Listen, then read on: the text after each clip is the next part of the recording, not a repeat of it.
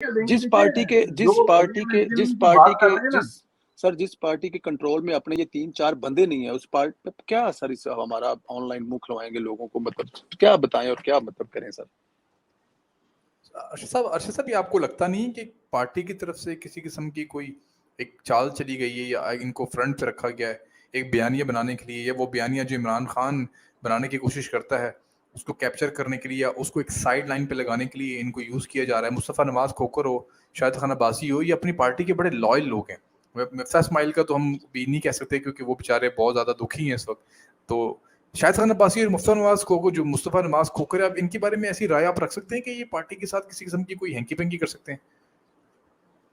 Sir देखिए, माजी के अंदर बहुत सारे काम हुए हैं। शायद फरकान अब्बासी के साथ एक ज्यादती भी हुई जिसको मैं पर्सनली जानता हूं कि क्या कुछ हुआ था, लेकिन पार्टी के लिए कुर्बानियां देनी पड़ती हैं, इसमें कोई शक नहीं। मैं मतलब शहबाज शरीफ साहब से नाला नजर आता हूँ ना, मैं बहुत जबरदस्त शिकायत करता हूँ, बताता हूँ कि यार अगर आप बहुत शौक के साथ जिम्मेदारी उठाते तो वो फिर उस जिम्मेदारी का हक भी अदा करो।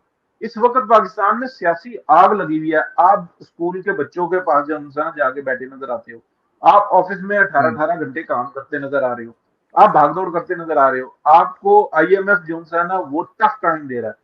आप डार साहब ने एक गलती की, IMF को आंखें दिखाई, IMF ने डार साहब की आंखें निकाल के बाहर रख दी हैं, डेले बाहर आ गए हैं सुबह और शाम। लेकिन क्या उस जहाज का पायलट जो है, जिस पायलट की सीट के ऊपर इस वक्त में शहबाज शरीफ साहब कूद के बैठे थे, कोनिया और डंडे मार के जो है ना दूसरों को पीछे करके वो बैठे थे और इस शौक के साथ बैठे थे कि मैं सब कुछ कर लूंगा पाजी, ये सारी शिकायत हम उस वक्त कर रहे थे जिस वक्त में ये हो रही थी।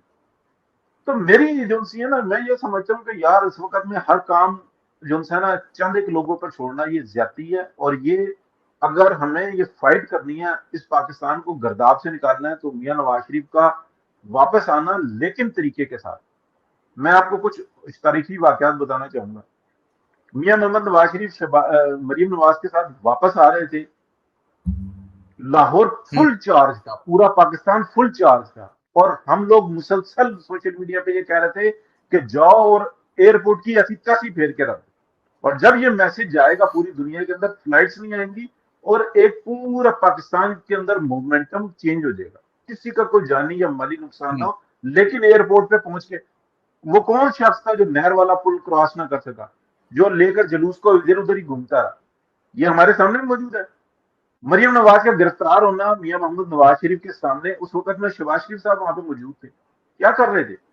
लड़ नहीं पड़ सकते थे, उठ नहीं सकते थे, आप एक तारीख नहीं रकम कर सकते थे? ये किस तरीके से एक जेल के अंदर आप गिरफ्तार कर रहे हैं? हो नहीं सकता, दुनिया के अंदर तारीख नहीं है।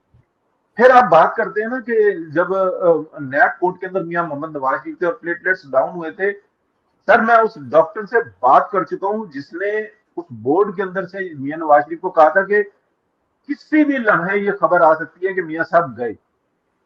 मैं उनका नाम नहीं लेना चाहता, ज्यादती हो जाएगी। 3 लोगों की बात हुई थी, ग्रुप कॉल हुई थी, सॉरी 4 लोगों की बात हुई थी, जिसके अंदर एक डॉक्टर और 3 हम लोग थे, ठीक है। और उन्होंने ये बताया था कि ये किसी भी टाइम में खबर आ सकती है। मियां शहबाज शरीफ उस वक्त गए थे जिस टाइम में रोड पर लोग आना शुरू हो गए थे। उसके अंदर एक हमारे कारकुन जो है ना, वो बहुत ज्यादा एक्टिव थे। ये सब हमारे सामने सर। इस वक्त के अंदर भी अगर मियां नवाज शरीफ वापस आ जाते हैं, ये बात ध्यान में रखिए, और उनको अरेस्ट किया जाता है, प्राइम मिनिस्टर की सीट पे जो बैठे हुए हैं ना, उन्होंने कहना अच्छा ठीक है अब हम कानूनी जंग लड़ेंगे, और 2-2 हफ्ते की तारीखें पड़ रही होंगी। सर ये चीज बड़ी हमें मैटर करनी होगी। हम अपने गिरेबान में नहीं झांकेंगे, अपने कपड़े नहीं धोएंगे, अपनी खामियों को नहीं। हाँ, जैसे मरियम नवाज शरीफ है ना, फाइट कर रही है, और एक ये नवाज शरीफ आते हैं और एयरपोर्ट के ऊपर लाखों की तादाद में लोग जमा होते हैं कि करके दिखाओ। उस वक्त में ये बेईमान जो अदलिया है ना, ये काबू में आ सकती है, अदरवाइज कोई तरीका नहीं है। और हमें जो है ना अंदर की मार ज्यादा लग रही है। टू बी वेरी फ्रैंक, मियां मोहम्मद नवाज शरीफ वो हैं, मैं जो बातें कर रहा हूं ना सब रिकॉल कर लें, सब सुनने वाले रिकॉल कर लें। जब ये हुकूमत ली थी, मियां नवाज शरीफ की इंस्ट्रक्शंस थी वजारत उस्मा का हल्फ उठाओ और असेंबली तोड़ दो, नहीं तोड़ी उन्होंने, ठीक है। जरदारी साहब के साथ एक नया प्लान बनाते थे। उसके बाद जो है ना दोबारा ये बात आई, परवेज इंदिला साहब भी उस मीटिंग के अंदर शरीक थे, और मैं ये चले मेरे मुंह से गलत अल्फाज निकल गए, लेकिन ये था कि अगर नहीं हालात समझ रहे तो शहबाज शरीफ साहब को कहा था कि आप वज़ारत उज़्मा से इस्तीफा दे दो, बिल आखिर असेंबली टूटेगी और इलेक्शन की तरफ जाएंगे। नहीं किया। मियाँ साहब मियाँ मोहम्मद नवाज शरीफ मीडिया पर आकर भी ये बात कह रहे थे कि इसको तोशा खाने में गिरफ्तार करो, इसको फॉरेन फंडिंग में गिरफ्तार करो, इसको आजाद मत छोड़ो। कौन ये सारी फैसिलिटीज देता है? इसको पैमरा की तरफ से पाबंदी लगी तो पैमरा से पहले वो कोर्ट में जाते, शहबाज शरीफ साहब कह रहे थे कि नहीं इसकी जो है ना स्पीचेस सारी दिखाओ। ये कौन कर रहा है सर? ये हमारे अपने गिरबान में झांकने वाली बात आ जाती है। मैं बहुत गलत बात कर रहा हूं। मुझे मैं आप संदीला साहब बहुत अच्छे तरीके से जानते हैं, मेरी कटिंग्स जो उनकी ना जाती हैं कि भाई इसको कोई ओहदा ना देना, ये बंदा किस तरीके की बातें करता है। मेरी वफादारी है पाकिस्तान की 22 करोड़ 25 करोड़ अवाम के साथ, जिसको हम पाकिस्तान कहते हैं। ये प्लॉट है सर, हम पाकिस्तानी हैं, हमने अपने वफादात की बात करनी है सर। हम अपने घर की सफाई ना कर सके, मुल्क की सफाई करने चले हैं। जहां तक बात रही ना री इमेजिनिंग पाकिस्तान की बात, मैं उसके अंदर एक बात जरूर करता हूं, जब आप डायलॉग्स पार्टी के अंदर नहीं ना करेंगे और खुल के नहीं करेंगे तो उस वक्त में फिर ये इस तरीके के काम होते हैं। गलत कर रहे हैं जो लोग कर रहे हैं, गलत कर रहे हैं, उनको खुल के आवाज उठानी चाहिए, उनको खुल के बात करनी चाहिए। और मेरा ख्याल है, जहां तक जो मेरे पास इतलात भी है, कि मियां मोहम्मद नवाज शरीफ की एक कॉल जाती है या मियां मोहम्मद नवाज शरीफ से राब्ता होता है और अगली कॉल जो सी है ना उनके भाई की, वो जाती है जरदारी साहब के पास। ये मेरी इतला है। और वो पूछते हैं कि हमने इस मामले को किस तरह से टैकल करना है। उनकी फर्स्ट प्रायोरिटी क्या, सेकंड प्रायोरिटी क्या, उसके बाद इकोनॉमी और पाकिस्तान। सर ये बातें जो सी ना, ये जहर की तरीके से हमें लग रही है। मैं बदनाम होता हूं इसलिए होता हूं, और मुझे कोई मतलब नहीं है, ना किसी ओहदे का शौक है, ना मुझे किसी और चीजों का शौक है। अल्लाह का शुक्र है, अल्लाह पाक ने इज्जत दिया है। भाई जो है ना चार, बेशक मेरा चैनल फॉलो नहीं करते to be very frank, voice of politics के नाम से है, वो एक अलग बात है, लेकिन यार ये हकीकत है। और ये मैं जितनी बातें कर रहा हूं ना असद भाई, ये सब मीडिया पर हुई हुई है। क्या मियां मोहम्मद नवाज शरीफ ऑफिस से बाहर निकल के ये बातें नहीं कह रहे थे कि इसको पकड़ो?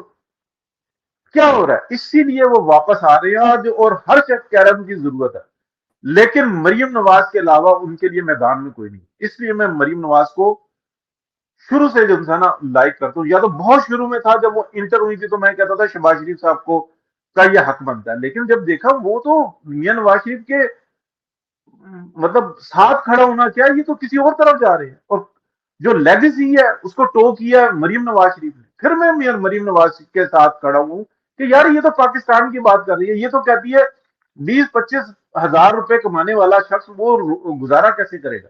ये तो वही बात कर रही है जो मियां मोहम्मद नवाज शरीफ करते थे कि यार चलो एक एवरेज जो इनकम वो 20-25-30 हजार रुपए है एक घर की, तो हम उसके लिए ट्रांसपोर्ट की सहूलत देते हैं, उसको मेडिकल की सहूलत देते हैं, उसको तालीमी खर्चात हम उठा लें। ये सारे प्रोग्राम किसके दे? अगर दब के वाह रज के खा का नारा शहबाज शरीफ साहब ने लगाया था तो ये उनको बताने वाला कौन था? ये प्रोग्राम्स देने वाला कौन था? फेडरल साहब आप पत्नी थोड़ी थोड़ी आवाज कट कट के आ रही है आपकी, मुझे कुछ समझ में नहीं आ रही। लग रहा है कि